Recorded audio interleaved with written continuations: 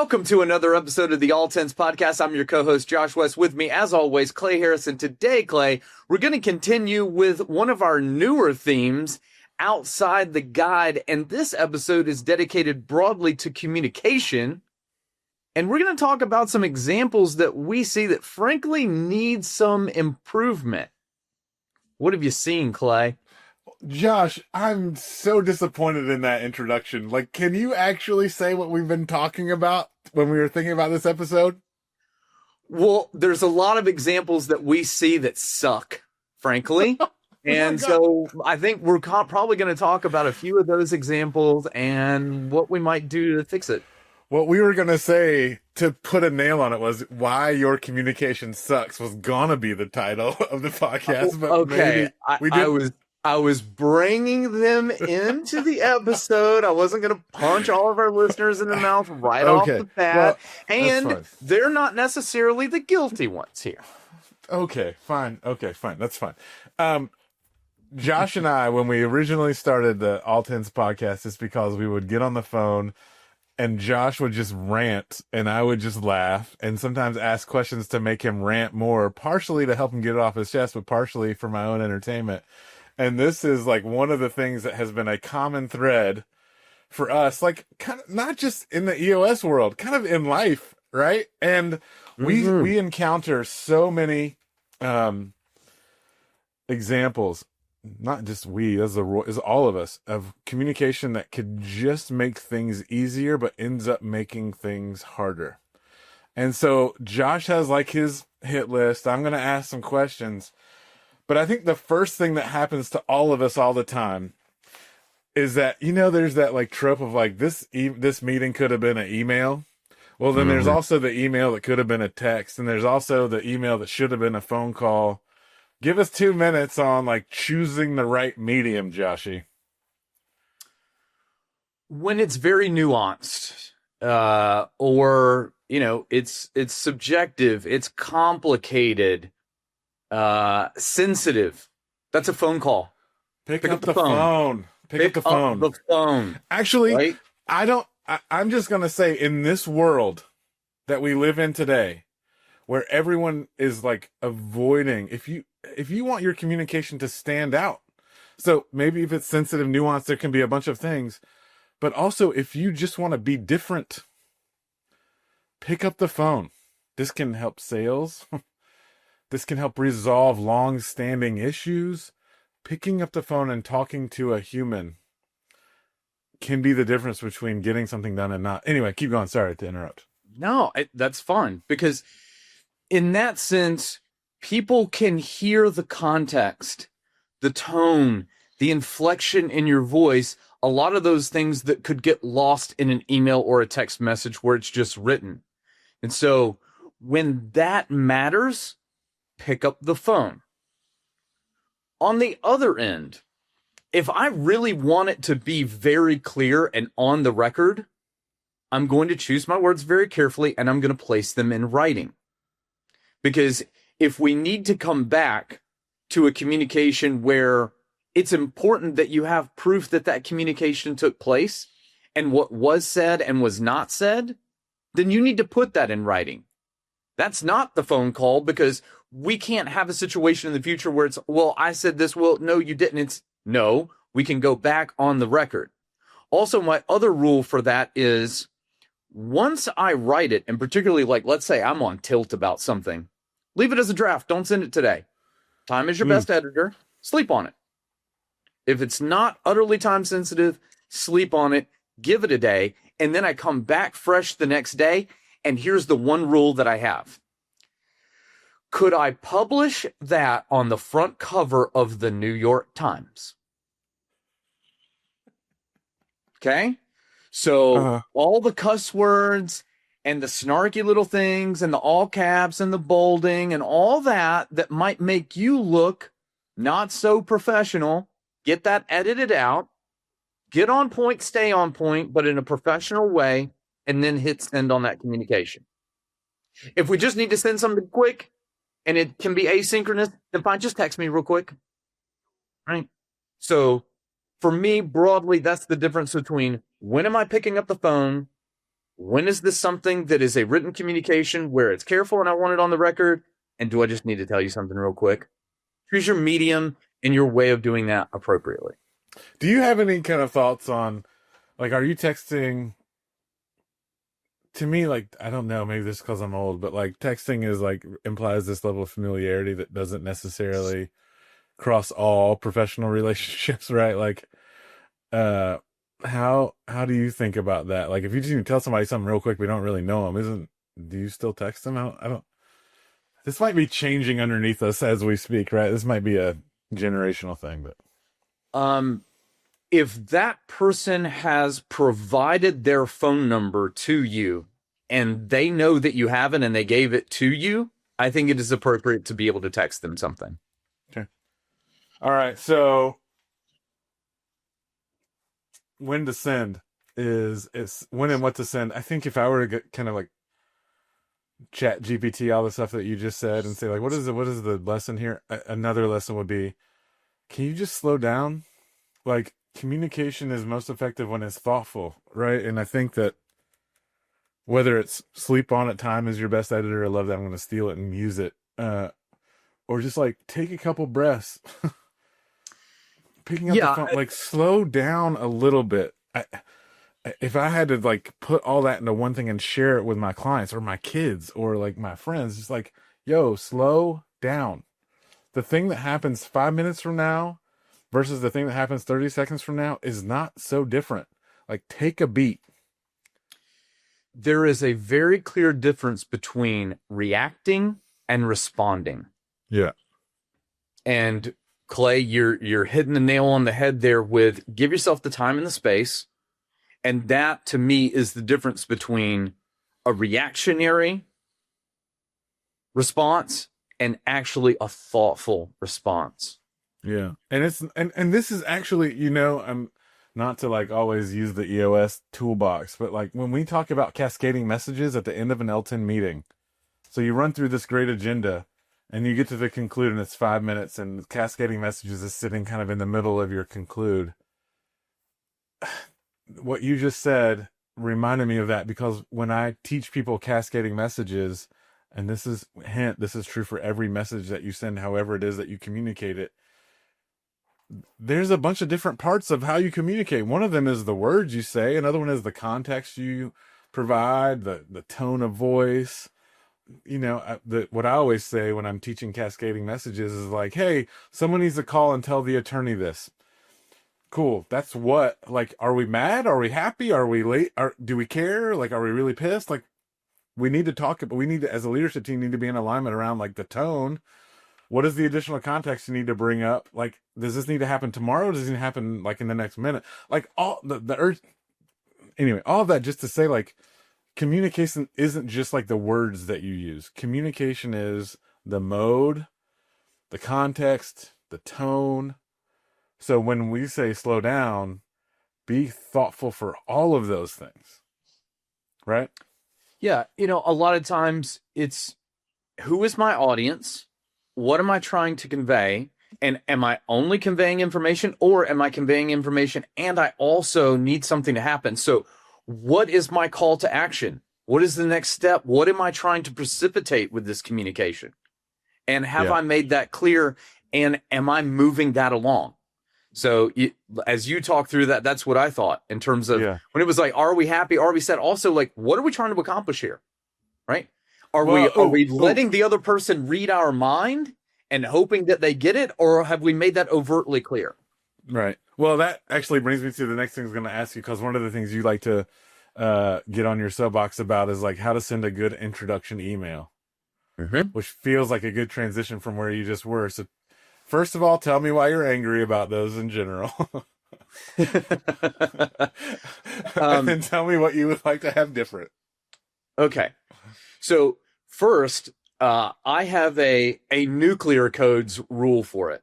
So even if I think it's obvious that someone who certainly might benefit financially from an introduction would obviously take it, I'm still calling them on the phone, talking to them about the potential introduction and asking them if that is a good fit for them and they want that introduction. And so both people before I even take any further steps, have already had an individual conversation with me, and I've already cleared it with both parties. So everybody knows to expect it. Then that is an email.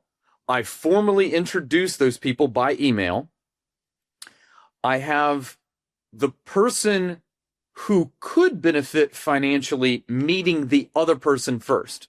So I talk about the person that they need to meet, who that person is, what they do in a sentence, like where they work, what they do for that company, and also the reason I'm introducing them.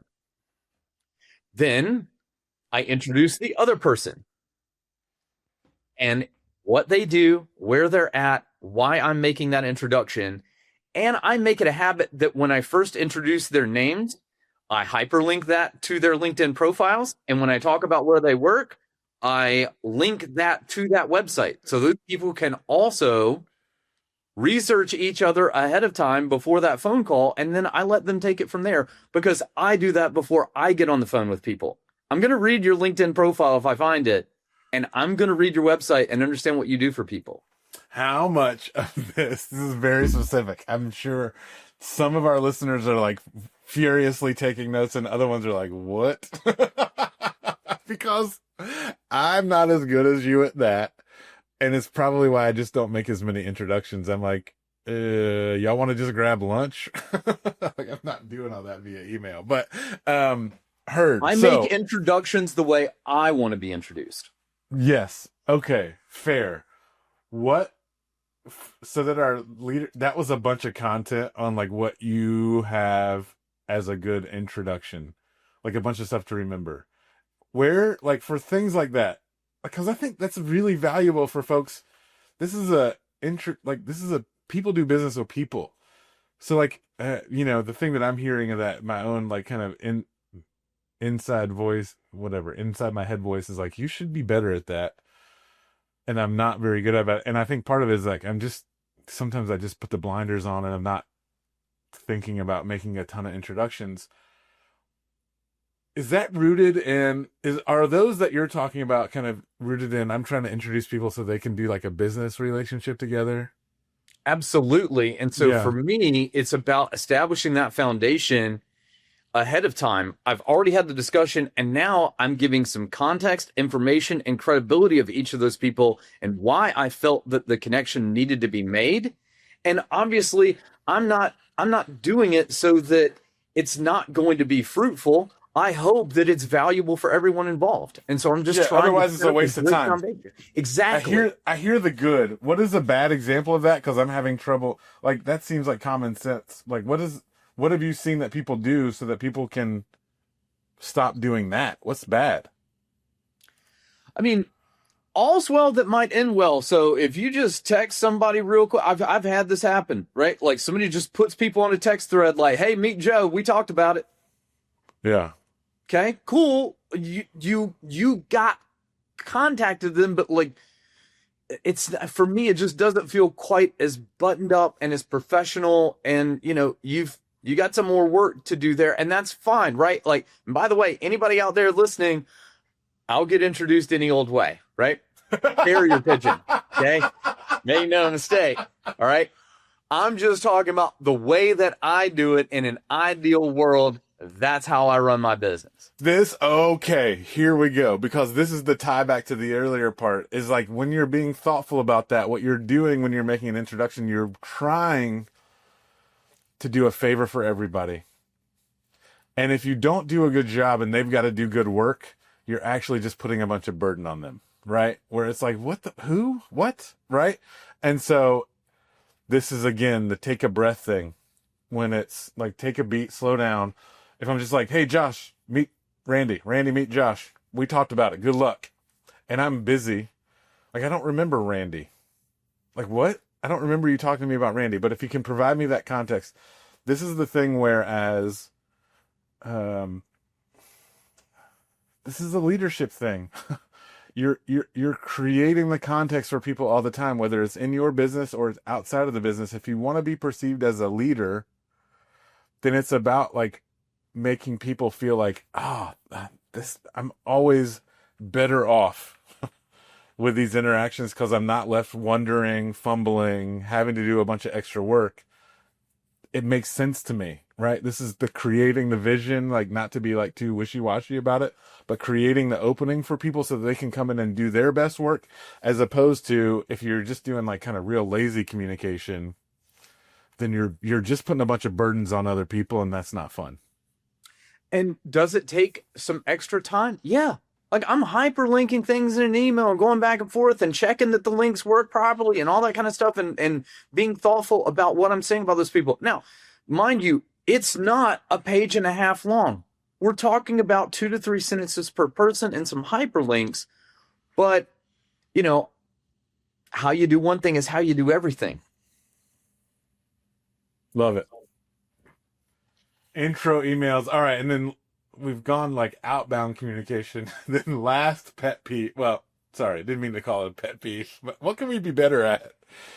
And I'm just going to say this one, like, read your email. Read, like, not the emails that you send, but when people send you things, read them. I was in a session. I'm not even going to say it because they know who they are. I was in a session and like half the team members didn't show up with their leadership team manuals. And like literally the first thing in my email is like, hey, don't forget to bring your leadership team manual. I'm like, did y'all get my email? They were like, yeah. I was like, did you see what it said? They were like, no. I was like, I know that you don't know what it said. Everybody go get some blank pieces of paper from the copy machine. Like, what are we doing? Like, anyway, read your email. Josh, go ahead. I'll unleash you on that one. Oh boy. So if you think I'm detail oriented about an introduction email, rest assured that when I am communicating with a client, that email is clinical. There is not an ounce of fat, fluff, or filler on it.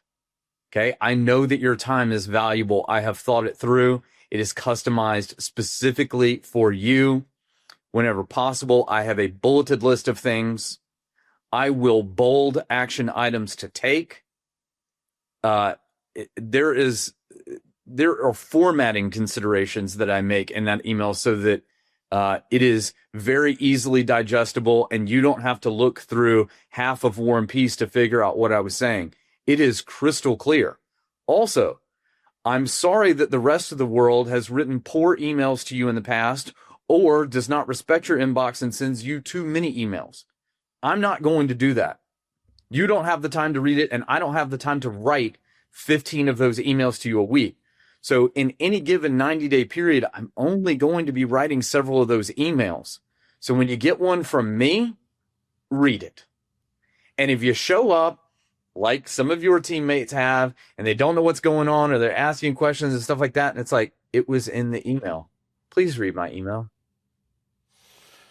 And this applies, we got on our EOS implementer rants there because we try to send really specific emails. And I was joking before the episode that I get ridiculous spam emails. And so you don't have to read those. But the ones that are important, like from your team, right, from your key partners, like just take the time. It's the same thing as taking the time to send thoughtful emails. When people send you communication, like, return your voicemails. Read the emails. Like, don't leave people, like, hoping that you'll respond to them. It's just, like, I can't believe I'm going to say, it's just not polite, one. But two, like, walk the walk. Like, as a leader, I'm assuming most of the people that listen to our podcast are, like, leading organizations, right? And people pay attention not only to the way that you communicate your ideas, but the way you respond to theirs. And I know we've both sat in the leadership team positions of companies. You get a bunch of crazy stuff from your team said with love. You're like, we should do this. Why isn't next Monday a holiday? All these sorts of things, right? Like, and how you choose to respond, the time it takes, the tone that you use, whether or not they can tell that you read their entire question or you just dismissed it out of hand, affects the way that you're able to lead your organization. So like we're talking about EOS implementer stuff, and like we want to be important too. But the way that you respond to people is just as important as what you say, like the time that it takes, all those sorts of things. So like I started by joking, like, read your email, like read the freaking email. But I'm ending it by saying like thoughtfully be present when people take time to ask you for things or ask for your opinion or want you to weigh in. Show up in the right way for them. And if you, it's a people business, man. All of our businesses, even if you make, you know, I don't know, whatever the kids make today with our AI and robots and all that kind of stuff, but even those businesses have people in them that want you to talk to them considerately, timely, thoroughly, all those sorts of things. So communication, we can all be better at. Some of us suck more than others. The good news is, now that you've listened to this podcast, you've fixed it. Good job. Yeah, I'd say my ending nugget is a good way to arrive at how you should do it is to think about how you would like to be on the receiving end. So when you're writing an introductory email, how would you like to be one of those people that's being introduced? Or, you know, if you're writing the email and taking the time to format it correctly and make it easily digestible, how do you want people to receive that? You know, so it's, you know, think about how you would like for things to happen. And, you know, it's treat others as you would want to be treated. Ooh, golden rule.